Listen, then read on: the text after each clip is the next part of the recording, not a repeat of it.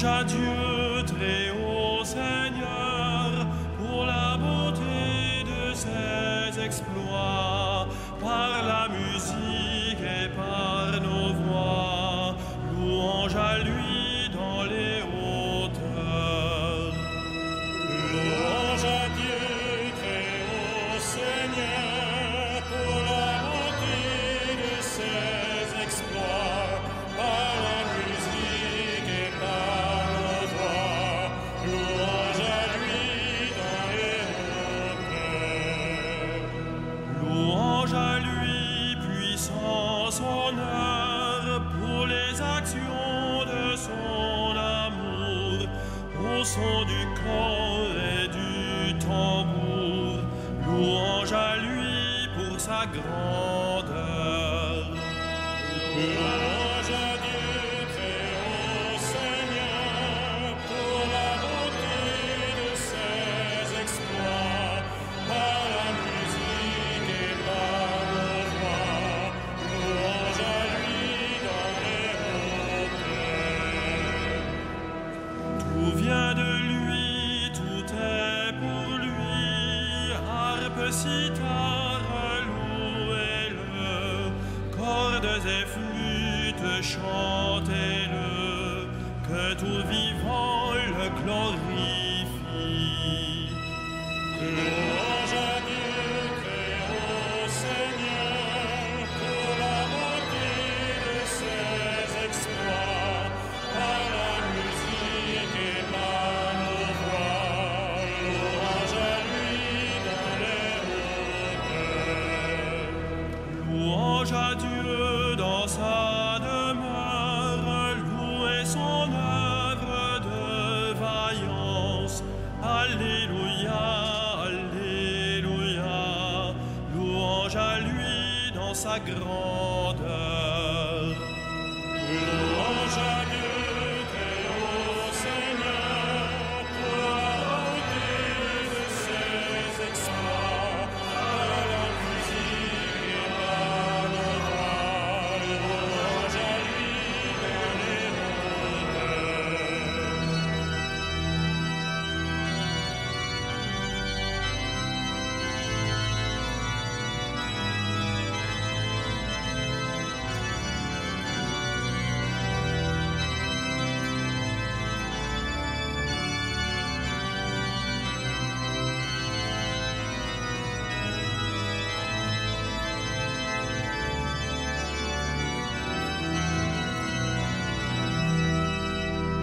Louange à lui, puissance, honneur, pour les actions de son amour, au son du corps et du tambour. Louange à lui pour sa grandeur. Louange à Dieu, très haut Seigneur, pour la beauté de ses exploits, par la musique et par nos voix. Louange à lui dans les hauteurs. Au nom du Père et du Fils et du Saint-Esprit, la paix soit avec vous. Et avec votre esprit. Nous voici rassemblés, frères et sœurs, en ce soir, de tous qui sommes ici dans cette cathédrale, avec les auditeurs de KTO ou bien de Radio Notre-Dame. Nous voici rassemblés pour célébrer le grand mystère de l'Ascension du Seigneur. 40 jours après Pâques, Jésus entre dans la gloire du Père avec toute son humanité. Il disparaît au regard de ses disciples. Ce n'est pas qu'il se coupe de nous, ce n'est pas qu'il abandonne sa tâche terminée, notre humanité à sa destinée, mais c'est qu'il achève ainsi sa victoire. C'est qu'il nous rend en quelque sorte visible par son effacement, sa victoire, la victoire qui lui revient comme fils, obéissant jusqu'à la mort, et la victoire qu'il nous promet à tous ceux qui voudront bien se laisser saisir par lui. Et par là même, cette fête est aussi la fête de notre envoi en mission à tous dans ce monde.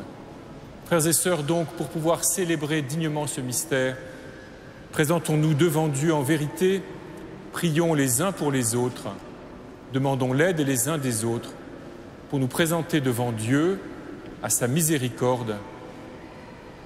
Demandons que la victoire du Christ se réalise en nos cœurs. Je confesse à Dieu Tout-Puissant, je reconnais devant mes frères que j'ai péché en pensée, en parole, par action, par omission. Oui, j'ai vraiment péché. C'est pourquoi je supplie la Vierge Marie, les anges et tous les saints, et vous aussi, mes frères, de prier pour moi le Seigneur notre Dieu. Que Dieu Tout-Puissant nous fasse miséricorde, qu'il nous pardonne nos péchés et nous conduise à la vie éternelle. Amen.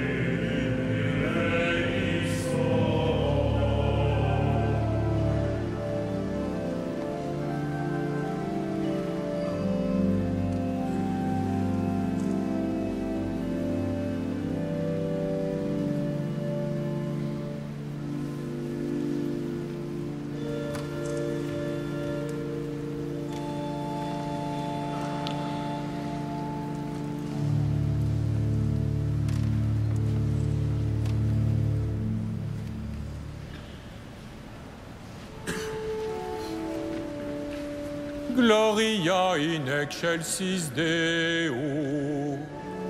Et in terra pax omnibus bone voluntatis. Laudamus Te. Benedicimus Te. Adoramus Te. Glorificamus Te.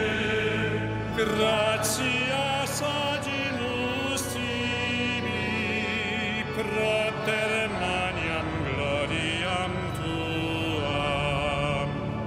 Domine Deus ex celestis,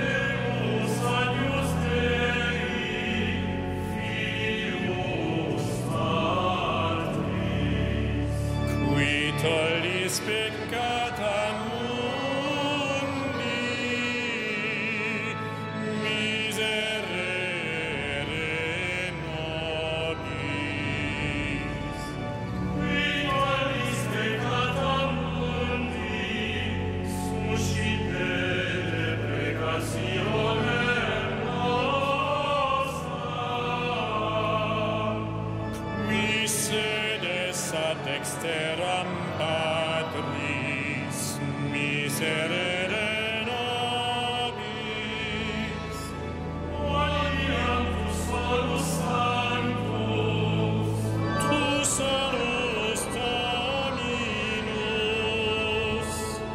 tu solus altissimus,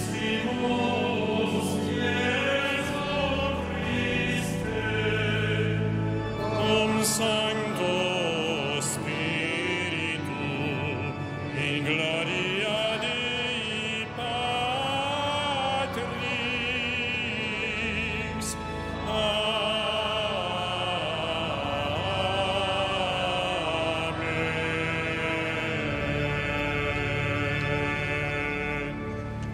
Prions le Seigneur. Dieu qui élève le Christ au-dessus de tout, ouvre-nous à la joie et à l'action de grâce, car l'ascension de ton Fils est déjà notre victoire.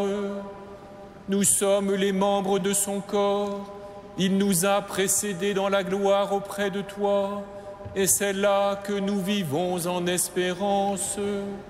Par Jésus-Christ, ton Fils, notre Seigneur et notre Dieu, qui règne avec toi et le Saint-Esprit, maintenant et pour les siècles des siècles.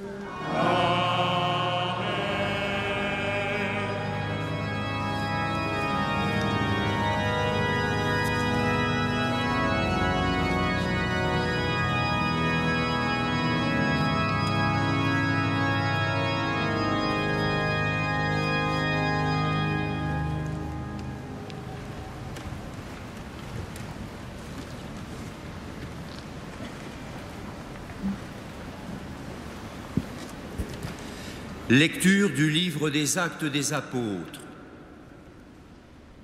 Cher Théophile, dans mon premier livre, j'ai parlé de tout ce que Jésus a fait et enseigné depuis le moment où il commença jusqu'au jour où il fut enlevé au ciel, après avoir, par l'Esprit Saint, donné ses instructions aux apôtres qu'il avait choisis.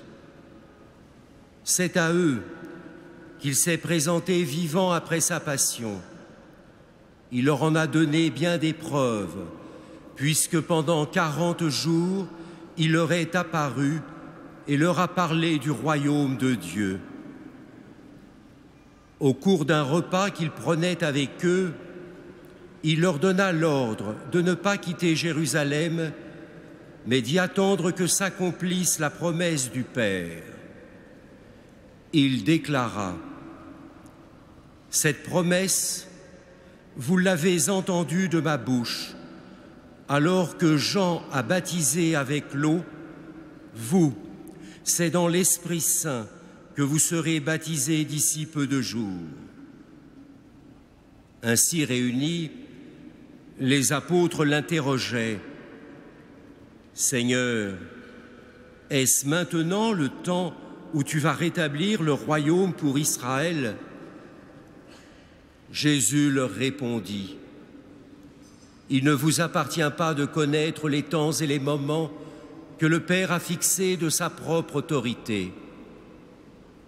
Mais vous allez recevoir une force quand le Saint-Esprit viendra sur vous. Vous serez alors mes témoins à Jérusalem, dans toute la Judée et la Samarie et jusqu'aux extrémités de la terre. Après ces paroles, tandis que les apôtres le regardaient, il s'éleva et une nuée vint le soustraire à leurs yeux. Et comme ils fixaient encore le ciel où Jésus s'en allait, voici que devant eux se tenaient deux hommes en vêtements blancs qui leur dirent: Galiléens, pourquoi restez-vous là à regarder vers le ciel? Ce Jésus qui a été enlevé au ciel d'auprès de vous viendra de la même manière que vous l'aurez vu s'en aller vers le ciel. Parole du Seigneur.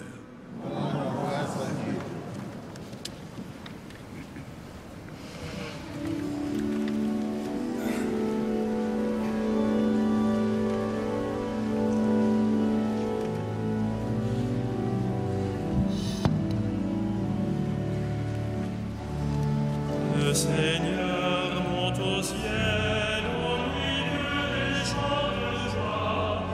Alléluia. Le Seigneur monte au ciel au milieu des chants de joie.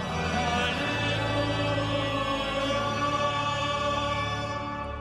Tous les peuples battis des mains, acclamez Dieu par vos cris de joie, car le Seigneur est le Très-Haut, le redoutable, le grand roi sur toute la terre. Le Seigneur monte au ciel au milieu des chants de joie. Alléluia. Dieu s'élève parmi les ovations, le Seigneur aux éclats du corps. Sonnez pour notre Dieu, sonnez, sonnez pour notre roi, sonnez.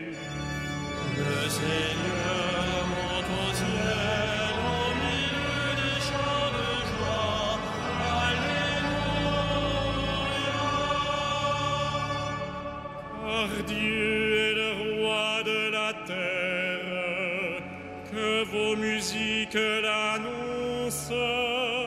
Il règne Dieu sur les païens, Dieu est assis sur son trône sacré. Le Seigneur monte au ciel au milieu des chants de joie.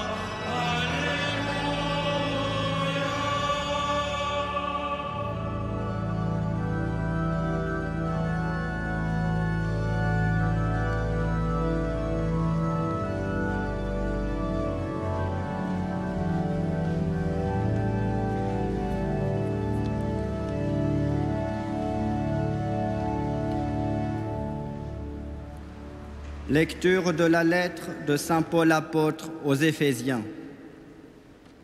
Frères, moi qui suis en prison à cause du Seigneur, je vous exhorte donc à vous conduire d'une manière digne de votre vocation. Ayez beaucoup d'humilité, de douceur et de patience. Supportez-vous les uns les autres avec amour. Ayez soin de garder l'unité dans l'esprit par le lien de la paix. Comme votre vocation vous a tous appelés à une seule espérance, de même il y a un seul corps et un seul esprit.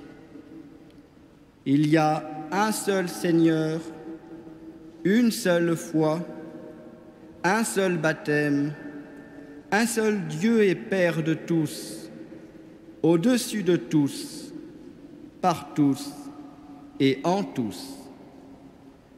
À chacun d'entre nous, la grâce a été donnée selon la mesure du don fait par le Christ. C'est pourquoi l'Écriture dit : il est monté sur la hauteur, il a capturé des captifs, il a fait des dons aux hommes. Que veut dire il est monté ? Cela veut dire qu'il était d'abord descendu dans les régions inférieures de la terre. Et celui qui était descendu est le même qui est monté au-dessus de tous les cieux pour remplir l'univers. Et les dons qu'il a faits, ce sont les apôtres et aussi les prophètes, les évangélisateurs, les pasteurs et ceux qui enseignent.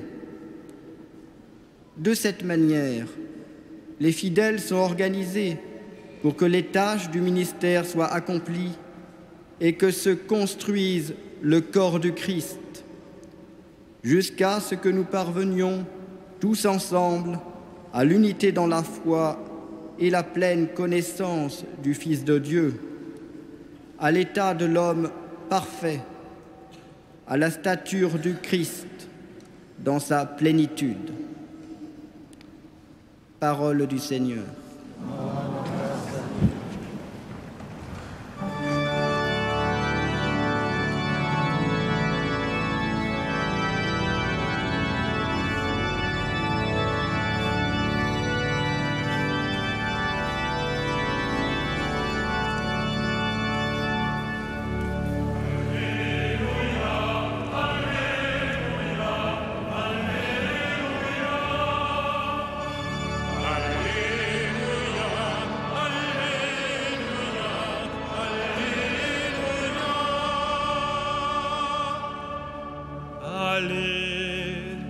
Toutes les nations, faites des disciples, dit le Seigneur. Moi, je suis avec vous tous les jours jusqu'à la fin du monde. Alléluia, Alléluia, Alléluia.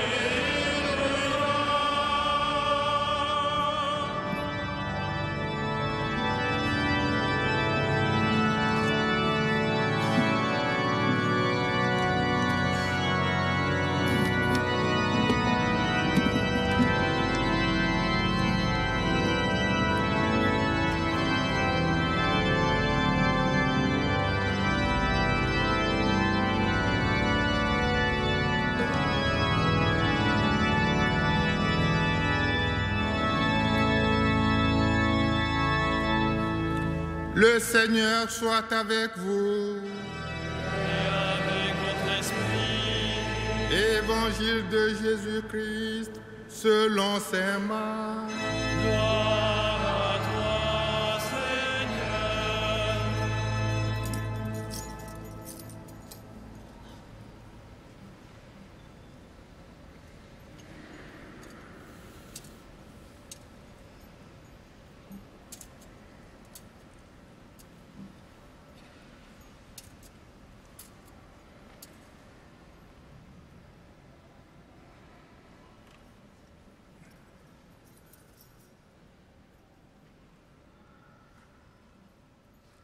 En ce temps-là, Jésus ressuscité se manifesta aux 11 apôtres et leur dit : Allez dans le monde entier, proclamez l'Évangile à toute la création. Celui qui croira et sera baptisé sera sauvé. Celui qui refusera de croire sera condamné. Voici les signes qui accompagneront ceux qui deviendront croyants. En mon nom, ils expulseront les démons. Ils parleront en langue nouvelle. Ils prendront des serpents dans leurs mains et s'ils boivent un poison mortel, il ne leur fera pas de mal. Ils imposeront les mains aux malades et les malades s'en trouveront bien. Le Seigneur Jésus, après leur avoir parlé, fut enlevé au ciel et s'assit à la droite de Dieu. Quant à eux, ils s'en allèrent proclamer partout l'Évangile. Le Seigneur travaillait avec eux et confirmait la parole par les signes qui l'accompagnaient. Acclamons la parole de Dieu.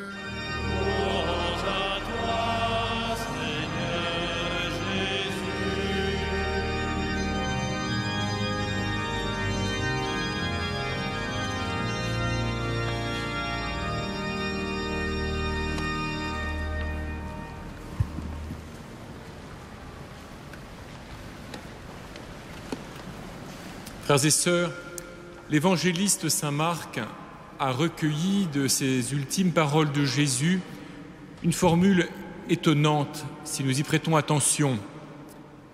Allez dans le monde entier, proclamer l'évangile à toute la création.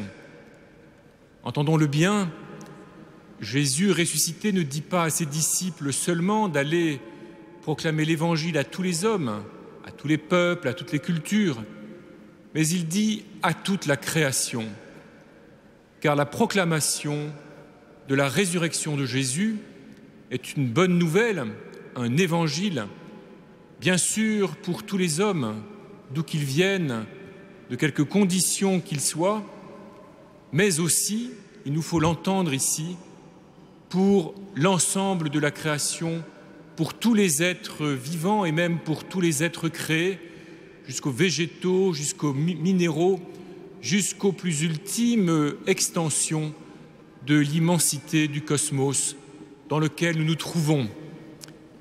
C'est une dimension de la fête de l'Ascension que nous célébrons aujourd'hui, que la portée cosmique de la résurrection, non pas que Jésus soit monté au ciel comme une fusée traversant la stratosphère et perçant la Voie lactée jusqu'à on ne sait quelle hauteur où enfin il rejoindrait Dieu. L'ascension n'est pas un phénomène d'abord physique. Jésus ne monte pas au ciel, encore une fois, comme un de ces vaisseaux que nous sommes devenus capables de lancer à travers l'immensité du cosmos.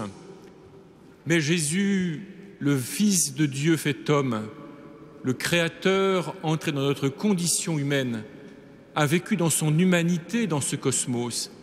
Et aujourd'hui, nous célébrons qu'il entre dans la gloire de Dieu avec toute son humanité, son corps, sa chair, son cœur, et par conséquent avec tout ce qu'il a noué de relation avec cette immensité du cosmos dans lequel nous trouvons.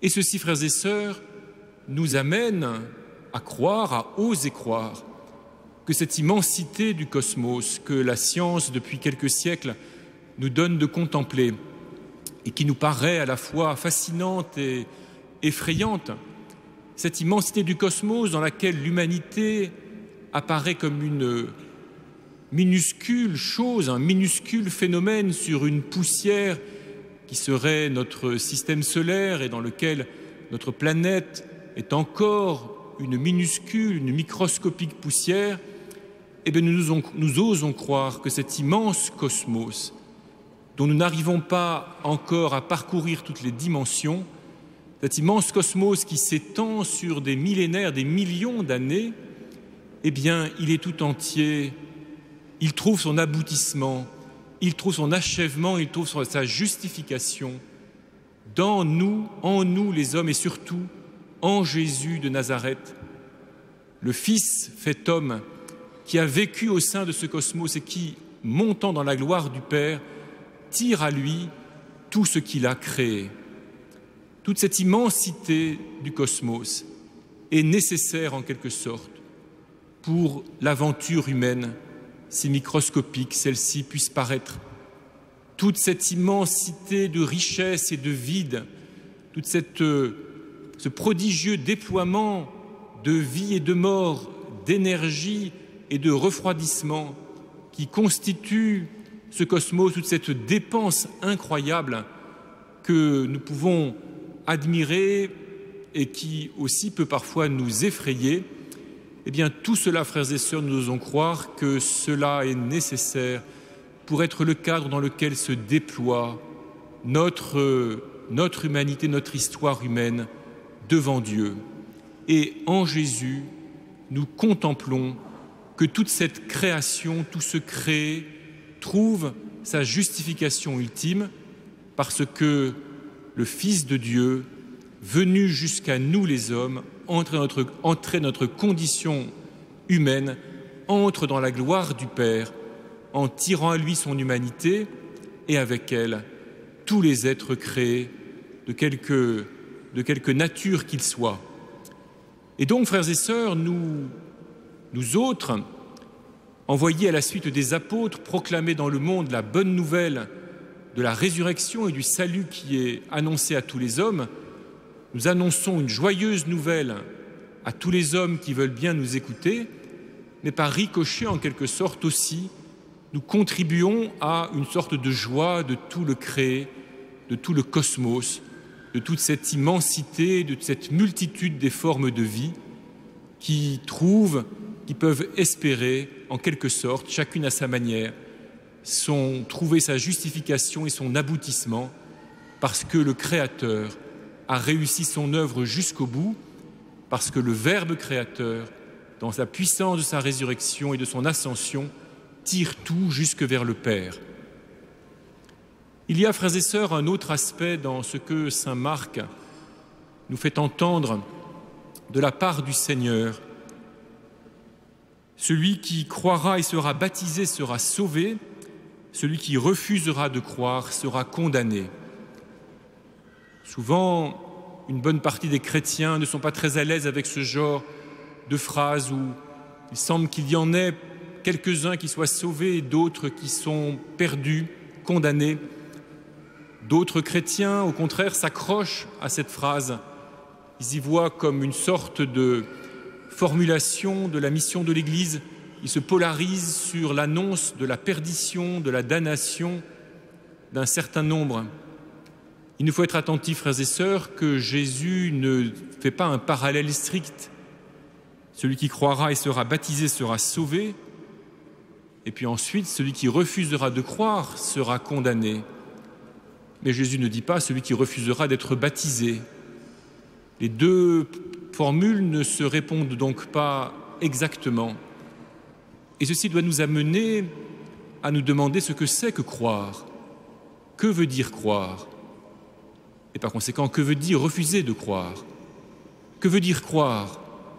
Nous croyons bien sûr que le baptême nous donne la foi, mais nous savons bien qu'il ne suffit pas de recevoir matériellement le baptême pour croire pour de vrai, pour entrer dans l'acte de foi.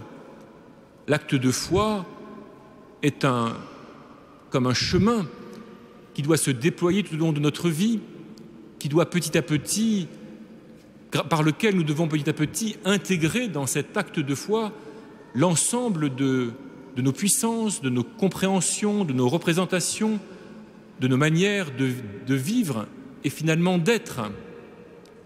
Et que veut dire refuser de croire? Encore faudrait-il avoir entendu la proclamation de la bonne nouvelle. Et comment est-elle proclamée, cette bonne nouvelle, cet évangile? Comment atteint-il tous les hommes? Qu'est-ce que nous, aujourd'hui, nous faisons retentir de la bonne nouvelle? Par notre manière d'être et de vivre, et peut-être aussi par notre manière de parler. Qu'en faisons-nous percevoir à ceux qui nous regardent? Comment nous situons-nous justement dans notre condition humaine en signe de la gloire et de la bonté de Dieu le Père? Comment nous situons-nous dans cet univers en laissant apercevoir par notre manière de nous émerveiller et en même temps de contempler cet univers, de chercher à le comprendre et d'y trouver notre place, d'aller les uns vers les autres et aussi d'aller vers ces immensités de la nature qui nous dépassent?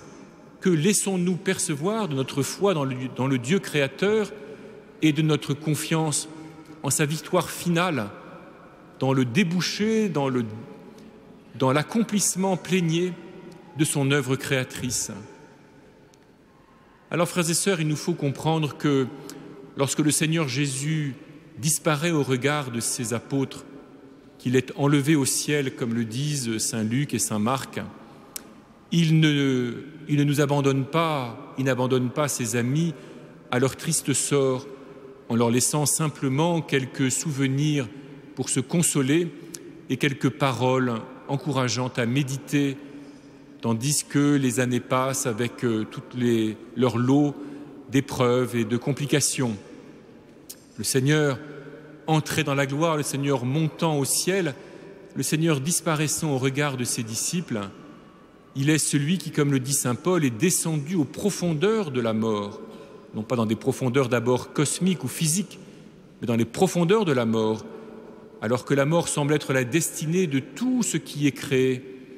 Et il en est sorti vainqueur, et il monte vers le Père en entraînant avec lui, comme saint Paul nous le décrit dans l'Épître aux Éphésiens, tous ceux qui veulent bien se laisser saisir et prendre par lui, tous ceux qui veulent bien se laisser habiter par son esprit, et tous ceux qui par conséquent veulent bien entrer dans cette attitude sans cesse à approfondir, à reprendre, que saint Paul décrit aussi, et qui consiste à, comme le dit tout simplement l'apôtre, à nous tenir les uns les autres, à avoir de l'humilité, de la douceur, de la patience, à nous supporter les uns les autres.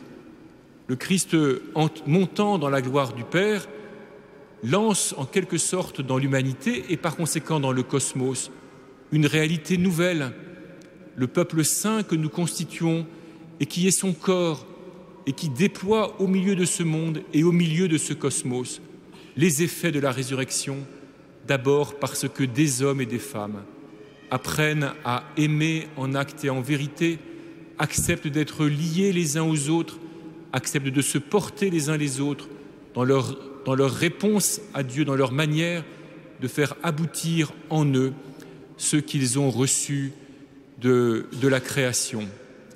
Frères et sœurs, que cette fête de l'Ascension renouvelle en chacun de nous la foi dans le Christ ressuscité, la joie d'être dans ce cosmos, non pas seulement comme un espace redoutable dans lequel nous pouvons toujours craindre, dont nous pouvons toujours craindre qu'il se retourne contre nous, mais puissions-nous au contraire apprendre à nous réjouir d'être dans ce vaste cosmos et d'y voir comme la promesse que nous tous et tous les hommes avec nous, nous sommes conduits par l'action puissante du Christ vers la gloire de Dieu, vers la joie éternelle de la communion dans le mystère de la Trinité. Les immenses dépenses du cosmos, les immenses espaces du cosmos ne sont jamais que le symbole en quelque sorte des immenses espaces de notre liberté troublée.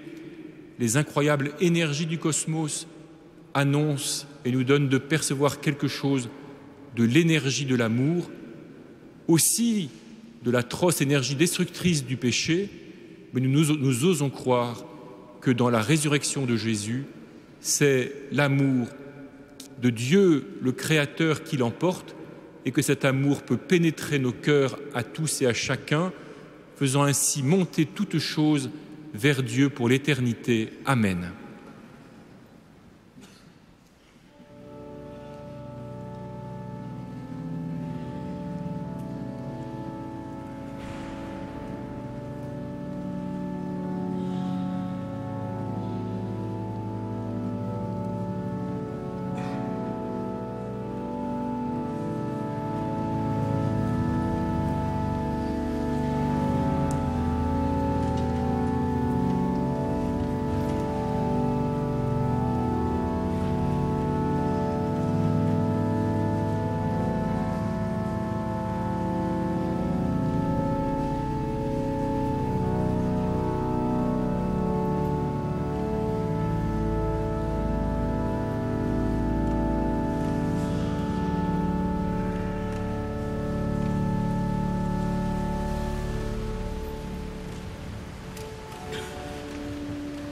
Credo in unum Deum,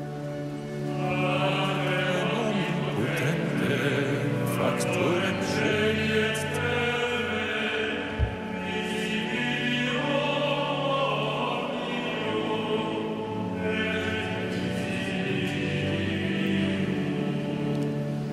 et in unum Dominum Iesum Christum, Filium Dei unigenitum,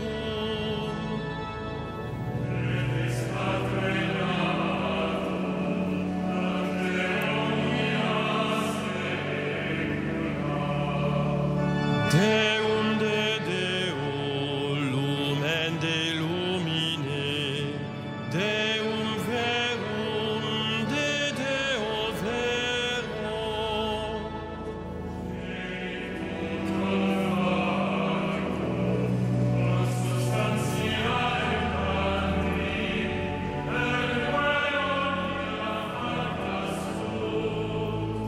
Cui propter nos homines et propter nostram salutem descendi de celis.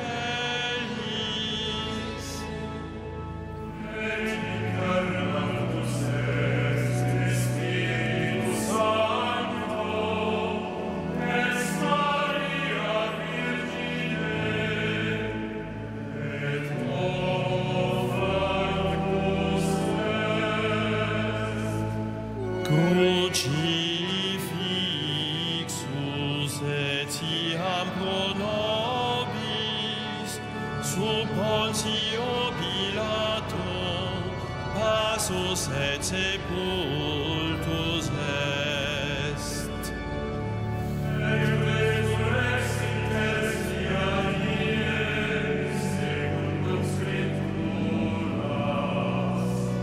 Et ascendit in caelum, sedet ad dexteram Patris.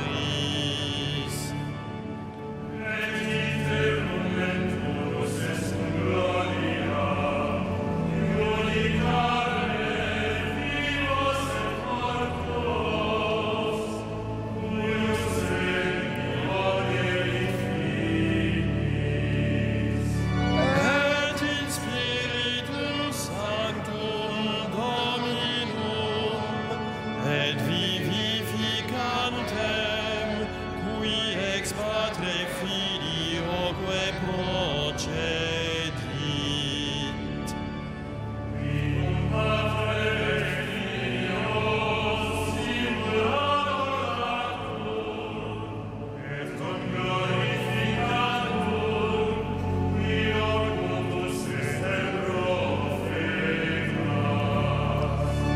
Et unam sanctam catholicam et apostolicam ecclesiam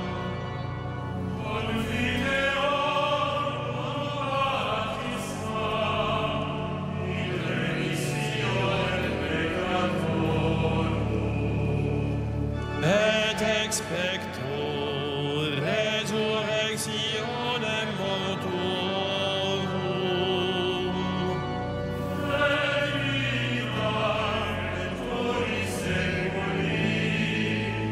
Amen.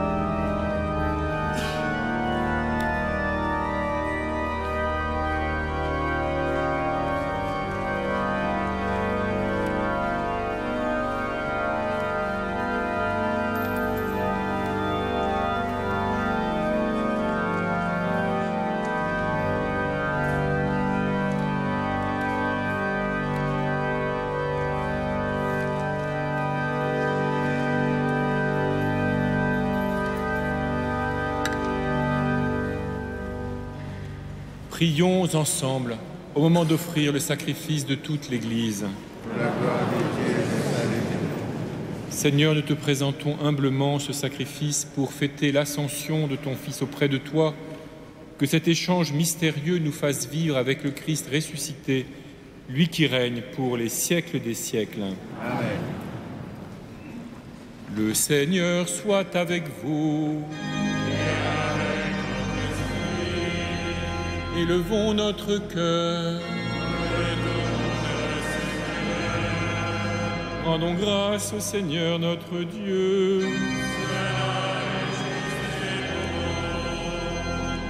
Vraiment, il est juste et bon de te rendre gloire, de t'offrir notre action de grâce toujours et en tout lieu. À toi, Père très saint, Dieu éternel et tout-puissant. Car le Seigneur Jésus, vainqueur du péché et de la mort, est aujourd'hui ce roi de gloire devant qui s'émerveillent les anges. Il s'élève au plus haut des cieux pour être le juge du monde et le Seigneur des seigneurs, seul médiateur entre Dieu et les hommes.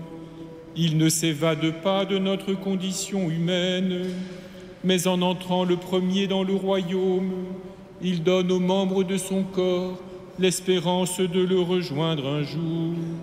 C'est pourquoi le peuple des baptisés, rayonnant de la joie pascale, exulte par toute la terre, tandis que les anges dans le ciel chantent sans fin l'hymne de ta gloire.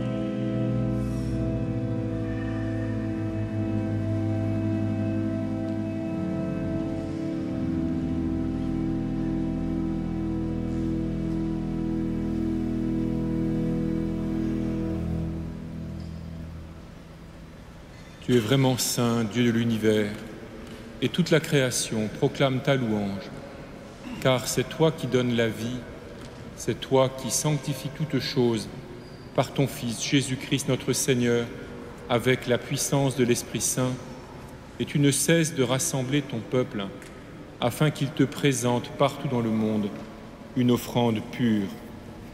C'est pourquoi nous voici rassemblés devant toi, et dans la communion de toute l'Église, nous célébrons le jour très saint où notre Seigneur, ton Fils unique, ayant pris notre nature avec sa faiblesse, la fit entrer dans la gloire près de toi.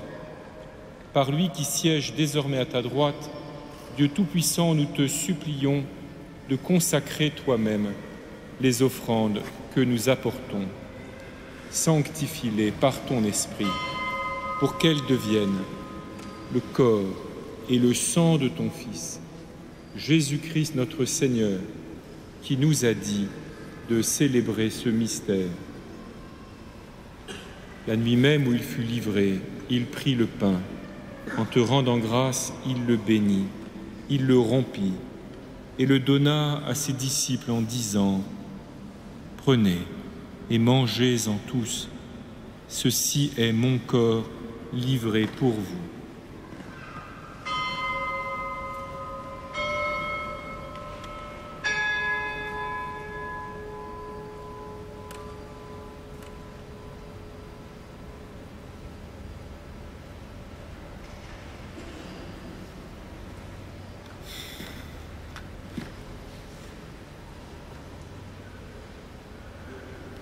De même, à la fin du repas, il prit la coupe. En te rendant grâce, il la bénit et la donna à ses disciples en disant : « Prenez et buvez-en tous, car ceci est la coupe de mon sang, le sang de l'alliance nouvelle et éternelle, qui sera versé pour vous et pour la multitude en rémission des péchés. Vous ferez cela en mémoire de moi. »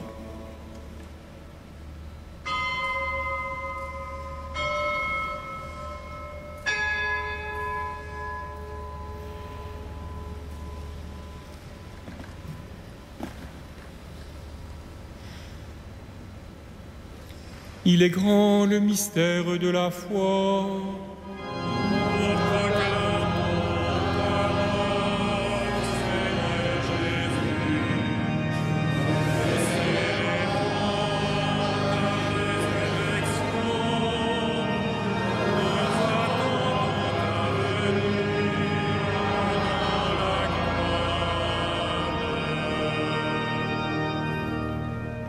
En faisant mémoire de ton Fils, de sa passion qui nous sauve, de sa glorieuse résurrection et de son ascension dans le ciel, alors que nous attendons son dernier avènement, nous présentons cette offrande vivante et sainte pour te rendre grâce. Regarde, Seigneur, le sacrifice de ton Église et daigne y reconnaître celui de ton Fils qui nous a rétablis dans ton alliance. Quand nous serons nourris de son corps et de son sang et remplis de l'Esprit Saint, accorde-nous d'être un seul corps et un seul esprit dans le Christ.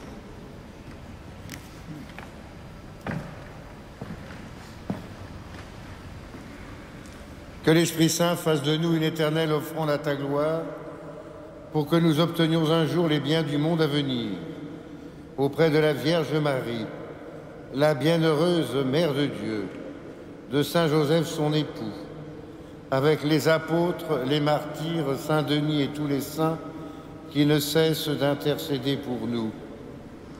Et maintenant, nous te supplions, Seigneur, par le sacrifice qui nous réconcilie avec toi, étends au monde entier le salut et la paix.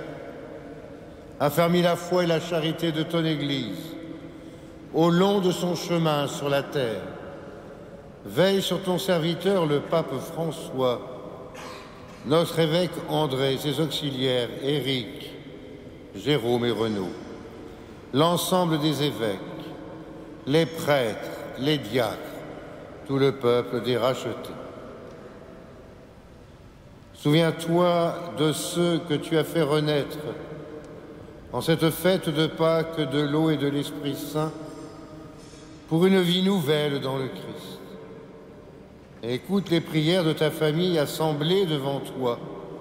Ramène à toi, Père très aimant, tous tes enfants dispersés.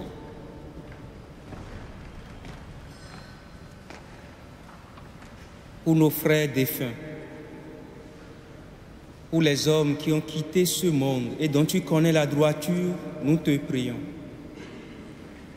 Reçois-les dans ton royaume, où nous espérons être comblés de ta gloire tous ensemble et pour l'éternité, par le Christ notre Seigneur, par qui tu donnes au monde toute grâce et tout bien. Par lui, avec lui et en lui. À toi, Dieu le Père Tout-Puissant, dans l'unité du Saint-Esprit.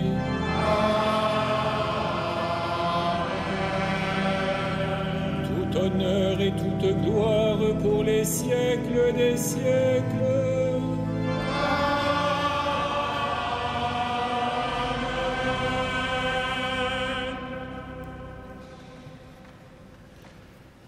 Comme nous l'avons appris du Sauveur, selon son commandement, nous osons dire « Notre Père, qui es aux cieux, que ton nom soit sanctifié, que ton règne vienne, que ta volonté soit faite sur la terre comme au ciel. Donne-nous aujourd'hui notre pain de ce jour. Pardonne-nous nos offenses, comme nous pardonnons aussi à ceux qui nous ont offensés. Et ne nous mets pas à la tentation, mais délivre-nous du mal. Délivre-nous de tout mal, Seigneur, et donne la paix à notre temps. Par ta miséricorde, libère-nous du péché, rassure-nous devant les épreuves, en cette vie où nous espérons le bonheur que tu promets et l'avènement de Jésus-Christ, notre Sauveur.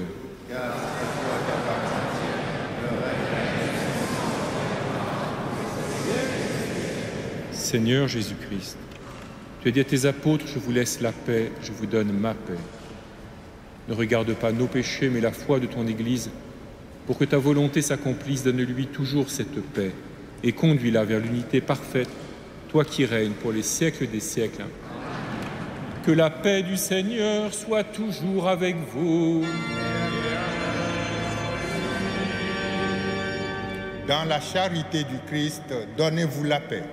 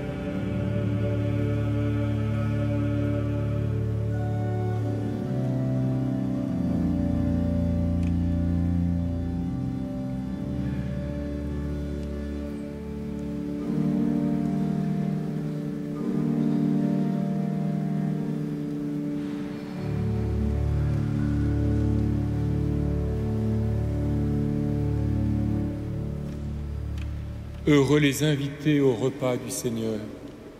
Voici l'agneau de Dieu qui enlève le péché du monde.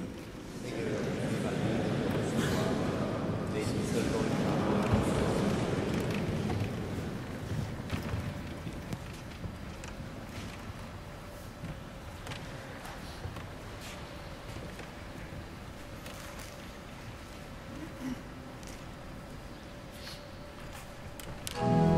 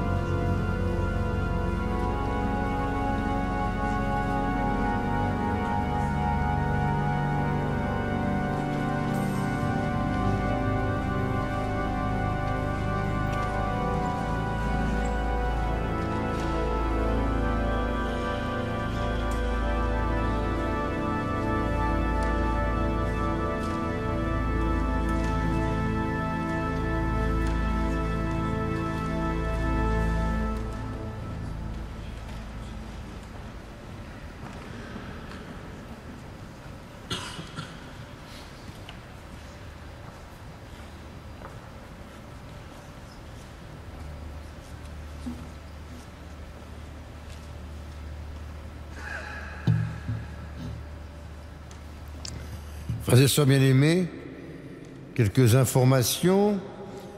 Tout d'abord, mardi 19 mai, de 19h30 à 22h, nous sommes vivement invités par l'ensemble des évêques d'Île-de-France à nous retrouver pour la grande veillée de prière pour la vie. L'archevêque insiste pour que nous soyons le plus nombreux à répondre à cet appel. Donc mardi 19 mai, mardi prochain, à 19h30, ici même. D'autre part, vous savez qu'au mois de mai et au mois de juin, sauf quelques exceptions portées sur votre feuille, les samedis et dimanches soirs, nous nous retrouvons à 21h15 pour le spectacle Réjouis-toi Marie, c'est les nocturnes de Notre-Dame de Paris qui reprennent. L'entrée est libre, c'est sur grand écran, traduit en anglais et évidemment bien sûr d'après la méditation de Claudel. Cela nous permet d'entrer davantage dans le mystère de Marie. 23 et 24 mai, samedi et dimanche, ce sera, comme on vous l'a déjà dit, la solennité de la Pentecôte. Et samedi 23 mai, après la messe de 18h30, sera célébrée ici, bien sûr, il y aura aussi les vigiles à 21h. Au cours de cette messe de 21h, notre archevêque qui présidera cette messe donnera la confirmation avec l'ensemble des vicaires généraux aux adultes du diocèse de Paris. Et puis le 24 et 25 mai, nous serons en communion de prière avec les différents pèlerinages et temps forts qui ont lieu dans l'Église de France. En particulier, nous penserons au pèlerinage de Pentecôte, bien sûr, sur les routes de Chartres, et aux jeunes de 13-15 ans, 4e, 3e d'Île-de-France, qui se retrouveront à Jambeville pour le Frat. Ils sont 12 000. Nous pouvons donc prier pour eux et leurs accompagnateurs. Enfin, un concert à Notre-Dame de Paris, le mardi 26 mai à 20h30. Nous pouvons prendre des places à l'accueil, comme l'on dit. Nous allons pouvoir terminer notre célébration et ensuite, comme chaque jeudi soir, nous pourrons adorer le Saint-Sacrement. Nous mettons debout.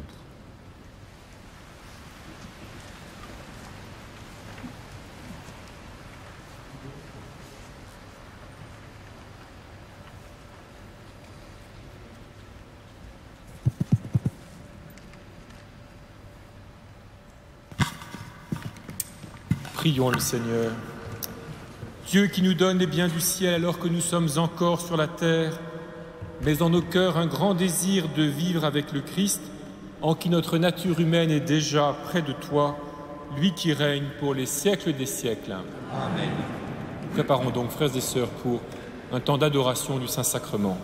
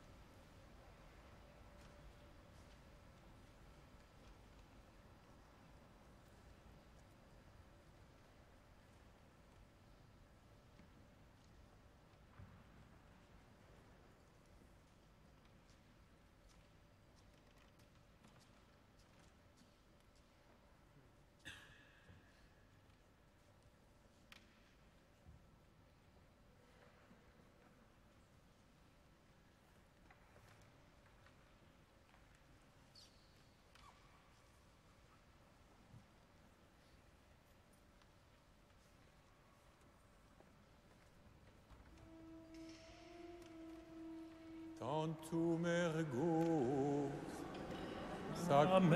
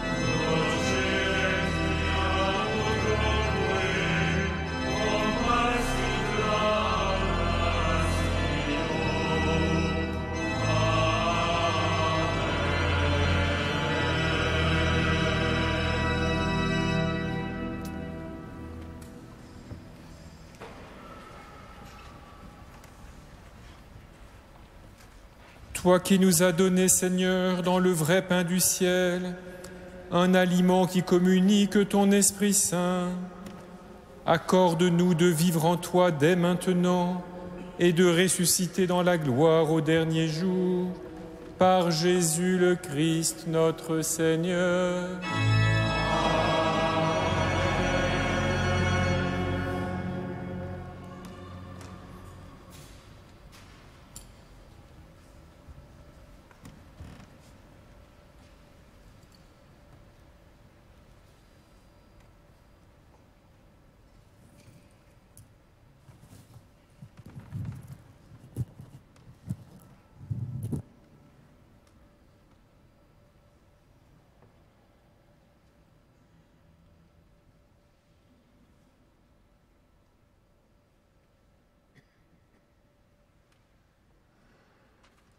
Anem de celis praestiti eis.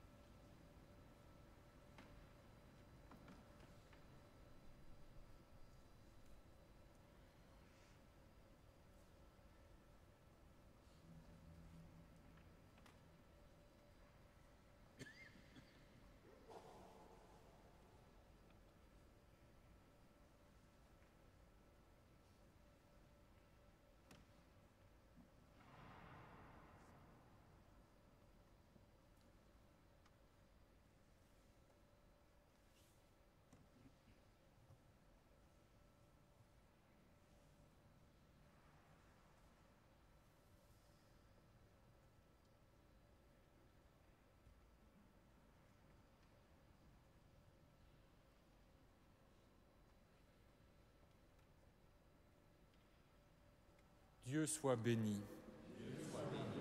Béni soit son saint nom. Béni soit sa présence trinitaire dans l'Eucharistie. Béni soit le nom de Jésus. Béni soit sa nativité rédemptrice. Béni soit son sacré cœur. Béni soit son précieux sang. Béni soit son admirable ascension. Béni soit Jésus-Christ, vrai Dieu et vrai homme. Béni soit Jésus dans le saint sacrement de l'autel. Béni soit le nom de Marie. Béni soit l'auguste mère de Dieu, la très sainte Vierge Marie. Béni soit l'auguste mère Béni soit sa sainte et immaculée conception. Béni soit sa glorieuse Assomption. Béni soit Saint Joseph, son époux très chaste. Béni soit Dieu dans ses anges et dans ses saints. Béni soit Dieu